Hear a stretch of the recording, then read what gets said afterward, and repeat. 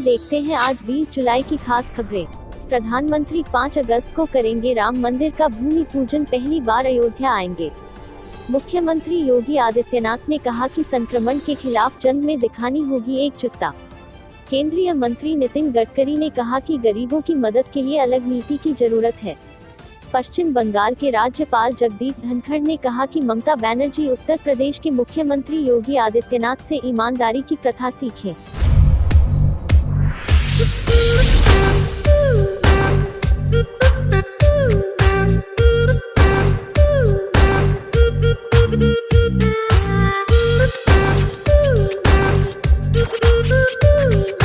वाराणसी देखते हैं दुनिया का बोझ उठाने वाले खुद के बोझ उठाने में नाकाम हो रहे भुखमरी के शिकार।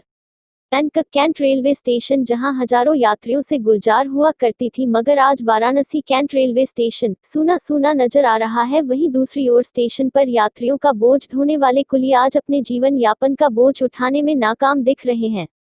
ऐसे कुली जो कि पूरे देश से आए हुए यात्रियों का बोझ उठाते थे, लॉकडाउन के दौरान आर्थिक तंगी इस कदर छाई कि 2 वक्त की रोटी के लिए मोहताज हो गए। ऐसे वक्त में जीवन जीना दुर्लभ हो चुका है। यात्रियों के संगठन के अध्यक्ष केदार यादव ने कहा कि एक ओर जहां कोरोना महामारी के चलते जीवन अस्त व्यस्त नजर आ रहा है, वहीं दूसरी ओर हम सभी लोग रेलवे स्टेशन सुना होने से अपने परिवार का जीवन चलाने में नाकाम दिख रहे हैं। परिवार में एक समय भोजन से ही काम चलाया जा रहा है। सरकार की तरफ से अब तक हम गरीबों को कोई मदद नहीं मिल रही। ऐसे में काफी परेशानियों का सामना करना पड़ रहा है। जहां हम सब दूसरों का बोझ उठाते थे, वही अपना और अपने परिवार का बोझ उठाना दुर्भर हो गया है। बाय केदार यादव, यूनियन अध्यक्ष। अपना परिचय दीजिए। मैं कुली संगठन अध्यक्ष शाखा वाराणसी का अध्यक्ष हूँ। केदार यादव मेरा नाम है। इस समय जो है रेलवे स्टेशन खाली चल रहा है। रेलवे स्टेशन खाली चल रहा है। कुली जो है भूखमरी के कागार पर हैं, अपना भी खर्चा नहीं चला पा रहे हैं। जिससे परिवार की खर्चा की बात तो अलग है, अपना भी खर्च चलाना जो है स्टेशन की स्थिति को देखते हुए अपना भी खर्चा चलाना बड़ा मुश्किल हो गया है। यही हाल रहा तो कैसे काम? यही हाल रहा तो आप आगे चलकर जो है अब केवल जो है वही एक विकल्प रह जाएगा कि या तो आत्महत्या करे लोग या तो सड़क पर उतरे। पीएम मोदी का संसदीय क्षेत्र है, उन्हीं का क्षेत्र है। पीएम मोदी का संसदीय क्षेत्र है और यहाँ के कुली जो है भूखमरी के कागार पर 2 रोटी के लिए लाले पड़े हुए हैं। सरकार से क्या मांग करते हैं? सरकार से मांग करते हैं या तो हमको जो है ज़्यादा न देकर 5,000 रुपया दे, लेकिन सरकार मंथली 5,000 रुपया दे हमको, जिससे हम अपना नमक तेल किसी प्रकार चला सकें। वर्तमान समय में जीविकोपार्जन कैसे चल रहा है? जीविकोपार्जन का एक स्रोत है। किसी को जो है कोई 10 रुपया देता है तो 20 रुपया देता है, तो कोई मिल जाता है तो वही काम करके अपना काम करते हैं। कुछ लोग जो है अपना जाके सिटी में जो है रिक्शा चलाते हैं, कुछ लोग टेम्पू चलाते हैं, उस पर भी नहीं उनका रोजी चल रहा है। दूर दराज से लोग आए हैं, दूर दराज से लोग, हम कुली जो है 13 जिला के रहने वाले हैं। दूर दराज से लोग जो है आखिरी व्यवस्था होने के कारण इस कोरोना में अपने को स्वयं में जोखिम में डालते हुए महाराष्ट्र, गुजरात और दिल्ली के लोगों को जो है संपर्क करते हुए जो है उनके बोझ को ढोने का काम सोचते हैं करने के लिए, लेकिन उनके पास न पैसा है न हमको बोझ ढोने के लिए मिलता है। कभी कदार कोई दे देता है जो स्वयं का रिस्क लेकर काम कर रहे हैं, फिर भी पेट नहीं भर रहा है। अपने जीवन को संकट में डालते हुए इस कार्य को कर रहे हैं। जबकि जानता हूं कि महाराष्ट्र और महाराष्ट्र, दिल्ली, गुजरात में जो है कोरोना जो है काफ़ी जो है संख्या में बढ़ रहा है, फिर भी उन्हीं लोगों को ढोने का काम करते हैं। जीवन संकट में है और भविष्य में संकट में है और भूखमरी के कागार पर हम लोग हैं। आइए देखते हैं बिस्मिल्लाह खान की फैजाबाद अयोध्या से यह रिपोर्ट। आइए देखते हैं खान रईस अहमद और हसन की यह रिपोर्ट। अयोध्या बाबरी मस्जिद के पूर्व पक्षकार इकबाल अंसारी ने कहा है कि अयोध्या में राम मंदिर के साथ विकास की भी बात होना आवश्यक है। अयोध्या शहर में पर्यटन की संभावनाओं को विकसित करने के लिए बहुत सारे कार्यों पर ध्यान देना बाकी है।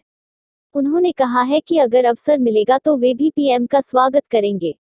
राम मंदिर की आधारशिला पीएम नरेंद्र मोदी रखे, यह मांग संतों के साथ बाबरी मस्जिद के पक्षकार रहे इकबाल अंसारी ने भी की है। उन्होंने कहा है कि अवसर मिला तो वह पीएम मोदी का अयोध्या में स्वागत करना चाहेंगे। इकबाल अंसारी ने कहा है कि प्रधानमंत्री नरेंद्र मोदी को अयोध्या आकर राम मंदिर की भूमि पूजन में शामिल होना चाहिए।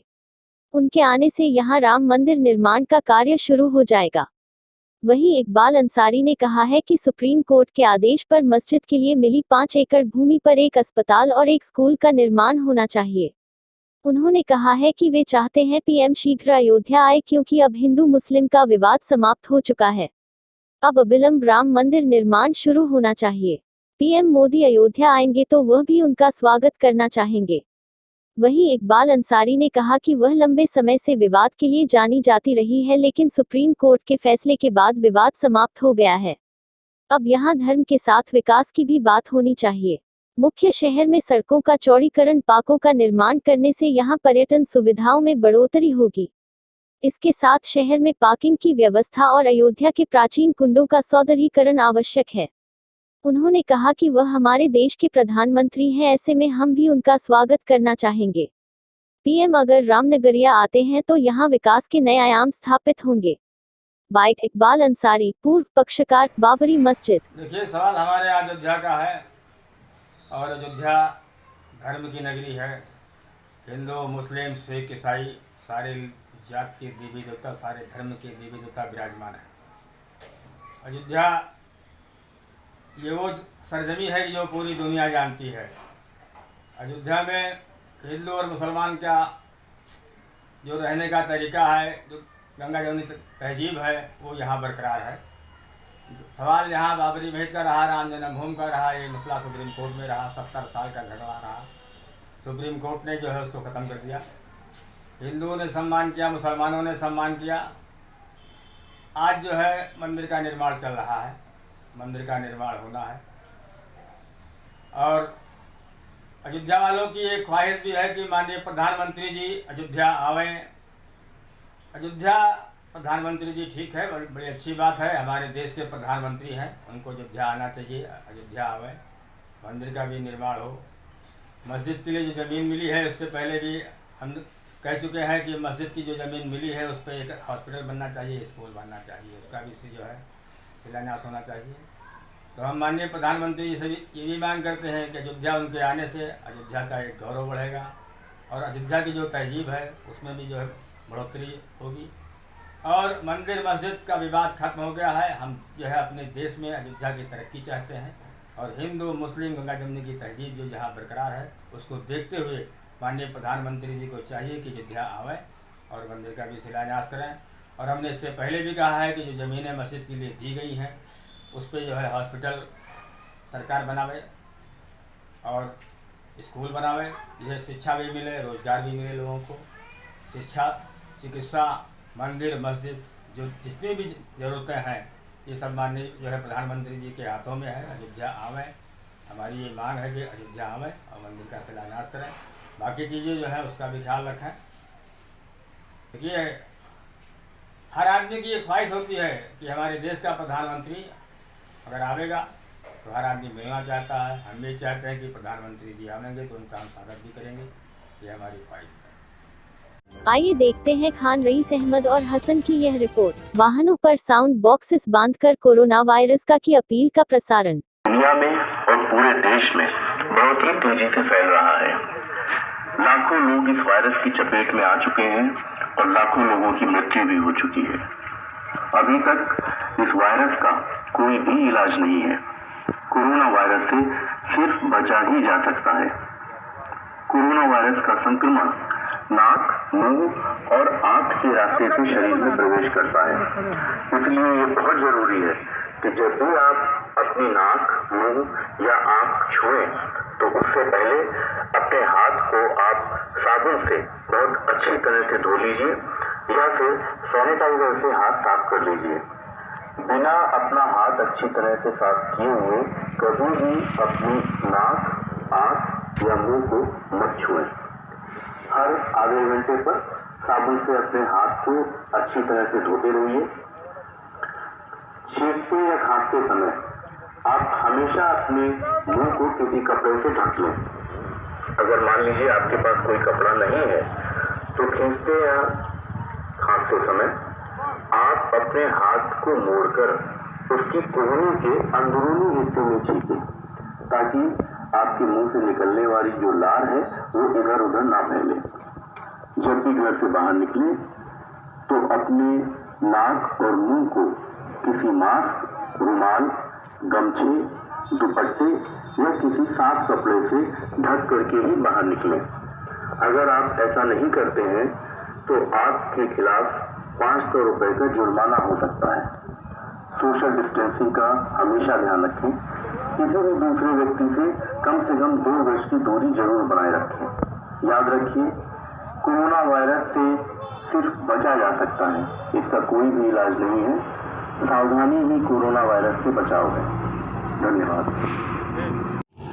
आप सभी लोग जानते हैं कि कोरोना वायरस का संक्रमण पूरी दुनिया में और पूरे देश में बहुत ही तेजी से फैल रहा है।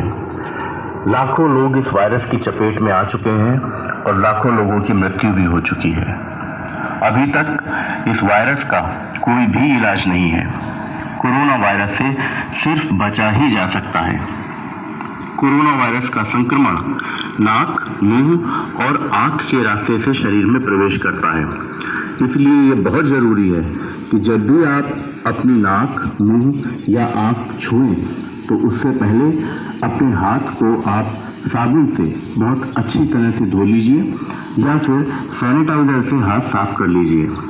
बिना अपना हाथ अच्छी तरह से साफ किए हुए कभी भी अपनी नाक, आंख या मुंह को मत छुएं। हर आधे घंटे पर साबुन से अपने हाथ को अच्छी तरह से धोते रहिए। छींकते या खांसते समय आप हमेशा अपने मुंह को किसी कपड़े से ढक लें। अगर मान लीजिए आपके पास कोई कपड़ा नहीं है तो खींचते या खांसते समय आप अपने हाथ को मोड़कर उसकी कोहनी के अंदरूनी हिस्से में छींकें, ताकि आपके मुंह से निकलने वाली जो लार है वो इधर उधर ना फैले। जब भी घर से बाहर निकलें तो अपने नाक और मुंह को किसी मास्क, रुमाल, गमछे, दुपट्टे या किसी साफ कपड़े से ढक करके ही बाहर निकलें। अगर आप ऐसा नहीं करते हैं तो आपके खिलाफ 500 रुपए का जुर्माना हो सकता है। सोशल डिस्टेंसिंग का हमेशा ध्यान रखें। किसी भी दूसरे व्यक्ति से कम 2 गज की दूरी जरूर बनाए रखें। याद रखिए, कोरोना वायरस से सिर्फ बचा जा सकता है, इसका कोई भी इलाज नहीं है। सावधानी ही कोरोना वायरस से बचाव है। धन्यवाद। हजरतगंज के सहारागंज मॉल पे खड़ा हुआ हूँ और सप्ताह के जो हफ्ते में 2 दिन का लॉकडाउन लगाया गया है उसकी वजह से आज काफ़ी ज़्यादा सन्नाटा पसरा हुआ है। जो सारा मॉल में हर वक्त भीड़ रहती थी और सप्ताह के 2 दिन ज़्यादा भीड़ रहती थी, सैटरडे संडे, उसका असर सप्ताह के 2 दिन का असर सारा मॉल दुकानों पे दिख रहा है। जो कि आज हजरतगंज में सारा मॉल के पास इतनी भीड़ रहती थी, पब्लिक का आना जाना रहता था, घूमने आते थे लोग सप्ताह की छुट्टी पर।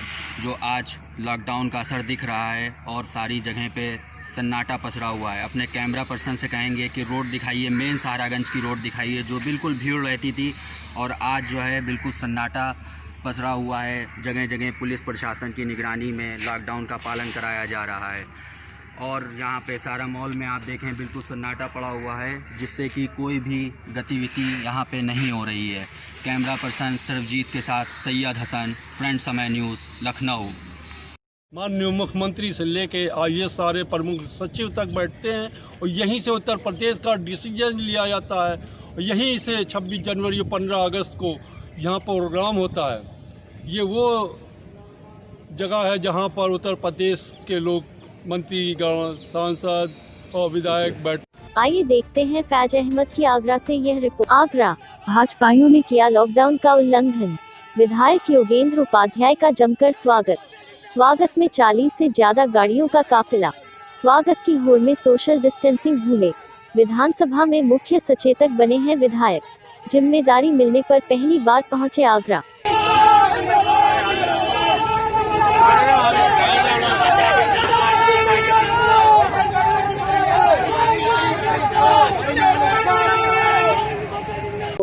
आइए देखते हैं विमल चौधरी की दिल्ली से यह रिपोर्ट। दिल्ली के मिंटो ब्रिज के नीचे बारिश से भरे पानी में बस फंसी।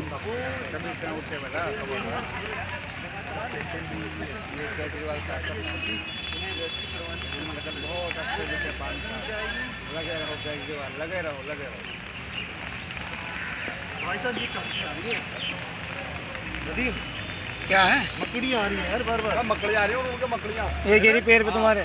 अरे वो चल रही, रुको, इधर अरे 4-5 आ गई यार। भैया सपा अध्यक्ष अखिलेश यादव ने कहा कि जुबानी जुमले खर्च कर रही है उत्तर प्रदेश सरकार। भाजपा प्रदेश अध्यक्ष स्वतंत्र देव सिंह ने कहा कि विपक्ष के हमलों का जवाब देगी भाजपा। कोरोना खत्म होने तक रैली नहीं करेंगे अमेरिकी राष्ट्रपति डोनाल्ड ट्रंप।